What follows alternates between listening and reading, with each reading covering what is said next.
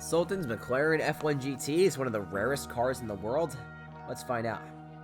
As we may all be aware, the Sultan of Brunei has one of the largest car collections on the planet, with an estimated number of around 7,000 cars. If we were to take an estimated value of the total cost of these cars, it's well over $5 billion. So let's talk about the top cars in his garage for our video today. Without further ado, let's dive right in. At number 10, Aston Martin V8 Vantage Special Series 2. The Aston Martin V8 Vantage Special Series 2 was a series of vehicles custom built by the Sultan of Brunei and his brother Prince Jeffrey. The body was informally designed by Zagato and was made to be a more modern clarification of the classic DB4 Zagato from the 1960s. Special Series 2 has 600 horsepower from a twin supercharged 5.3-liter V8. At number 9, Ferrari 456 GT Venice. This was a 4-door Ferrari station wagon. Regrettably, because it was a special commission by the Sultan's brother, it didn't count as an official Ferrari, which still makes the upcoming Purosangue the first official 4-door Ferrari. It features 440 horsepower 5.5-liter V12. The 456 GT Venice cost $1.5 million each due to development costs. At number 8, the Bentley Buccaneer. Like many cars in the Sultan of Brunei's collection, it's a very closely secured secret.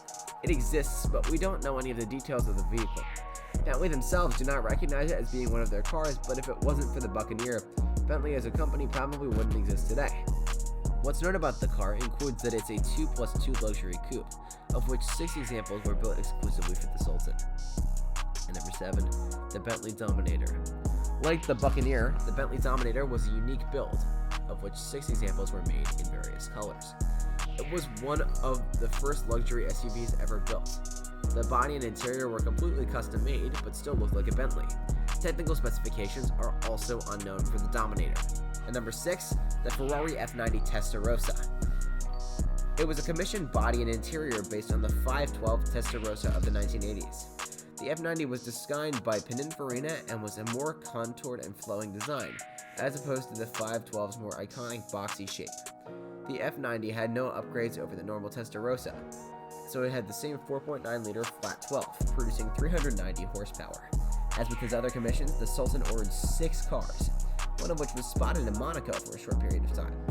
And number 5, the BMW Nazca M12. It was a collaboration between the German auto giant and Ital Design.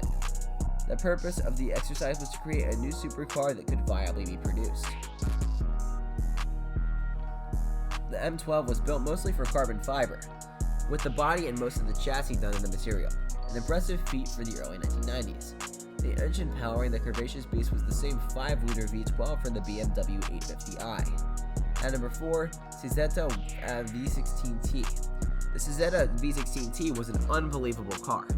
It wasn't more scientifically advanced than any other cars in its class, but it did have a proper V16 engine. The V16 engine is mounted diagonally instead of longitudinally, hence the T in the V16T and the wide rear of the car. At number 3, the Bentley Rapier, Highlander, and Tornado. No one's quite sure which name goes with this Bentley. It's another one custom built by the Sultan of Brunei. It can be seen as the spiritual predecessor to the modern Flying Spur as it featured sportier styling. The Rapier Highlander Tornado apparently has the 6.75-liter V8 boosted to about 527 horsepower.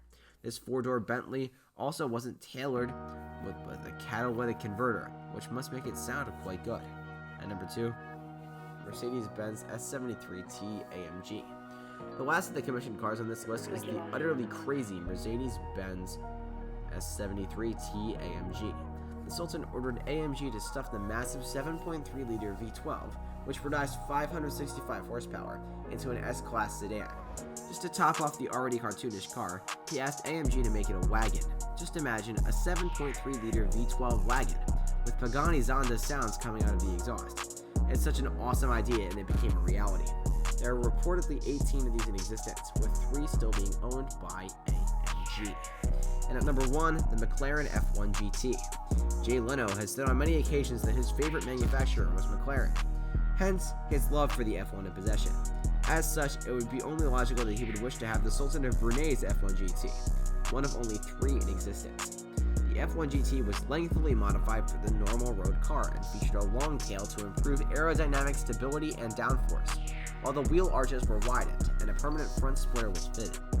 All these modifications were done to comply with homologation rules for McLaren F1 GT race cars.